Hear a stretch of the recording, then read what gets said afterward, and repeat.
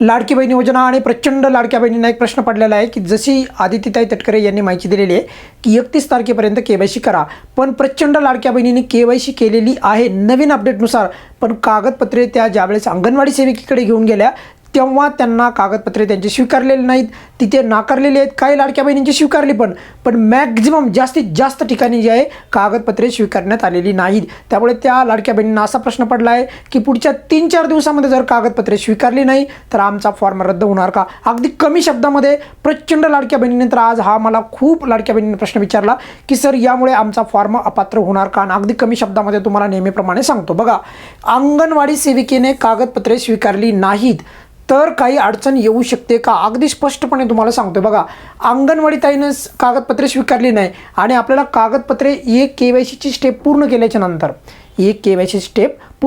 नंतर 31 डिसेंबरपर्यंत अंगणवाडी सेविकेकडे कागदपत्रे द्यायची होती. अशा प्रकारे पोर्टलवर नवीन अपडेटनुसार ज्या लाडक्या बहिणींना पती किंवा वडील नाही आहेत अशा लाडक्या बहिणींना, किंवा ज्यांचा घटस्फोट झालेला आहे अशा लाडक्या बहिणींना, किंवा ज्यांच्या पतीचं निधन झालेलं आहे किंवा वडिलांचं निधन झालेलं आहे अशा लाडक्या बहिणींना अंगणवाडी सेविकेकडे कागदपत्रे जमा करायची होती.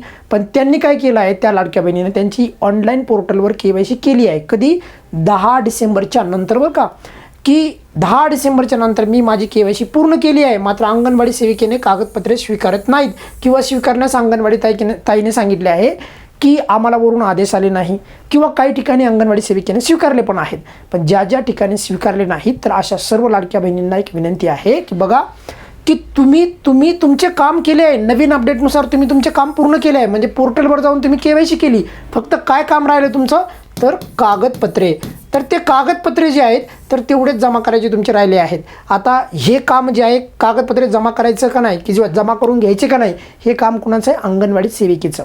परंतु हे काम तुमचं आहे का नाही. तुम्ही गेला आणि तिथे कागदपत्रेच घेतली नाही तर ही तुम्ही केलेली चूक नाही. त्यामुळे कोणीही काळजी करू नका.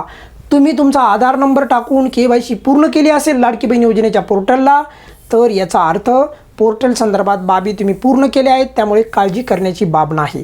आता राहिला मुद्दा, तुम्ही म्हणता सर 31 तारखेच्या नंतर आम्हाला अपात्र करतील, तर असं करू शकणार नाहीत ते, कारण की तुम्ही तुमचं काम केलं आहे. अंगणवाडी सेविका कागदपत्रे स्वीकारत नाही हे तुमचं काम नाही, ते त्यांचं काम आहे. त्यामुळे काही काळजी करू नका. कदाचित कागदपत्रे स्वीकारण्याची तारीख वाढू शकते, परंतु एक गोष्ट इथे सर्वात महत्त्वाची आहे, जर तुम्ही पोर्टलला केवायसी केली असेल 10 डिसेंबरच्या नंतर तर कोणीही चिंता करू नका. आज ना उद्या तुमचे कागदपत्रे घेतील. शक्यतो तुम्ही त्यांना विचारा की कागदपत्रे घ्या, आणि जर नाही घेतली तर काही काळजी करू नका. त्यांना परत वरून सूचना येतील, त्यानंतर ते तुमचे कागदपत्रे स्वीकारतील. त्यामुळे कोणीही चिंता करू नका. एवढंच या व्हिडिओच्या माध्यमातून तुम्हाला सांगू इच्छितो. त्यामुळे तुम्ही अपात्र होणार नाहीत ही बाब समजून घ्या, कारण की ते तुमच्या हातामध्ये नाही स्वीकारणं वगैरे. राहिला मुद्दा, प्रचंड लाडक्या बहिणीने अजून केवायसी केली नाही, त्यांनी 31 तारखेपर्यंत केवायसी करून घ्या. आणि राज्याच्या महिला बालविकास मंत्री आदित्यताई तटकरे यांना पण विनंती आहे की अजूनही काही लाडक्या बहिणींना केवायसी करण्याचा ऑप्शन उपलब्ध करून द्या. खास करून एकल लाडक्या बहिणी म्हणजे परित्यक्ता लाडक्या बहिणी आणि ज्यांचे वडील किंवा पती बेपत्ता आहेत अशा लाडक्या बहिणींना अजूनही केवायसी करण्याचा ऑप्शन उपलब्ध नाही, तो ऑप्शन उपलब्ध करून द्या आणि केवायसीची तारीख देखील वाढवून देण्याचा प्रयत्न करावा. या व्हिडिओमध्ये आपण इथेच थांबूयात. काही अडचण असेल तर नेहमीप्रमाणे कमेंट्समध्ये विचारू शकता. धन्यवाद.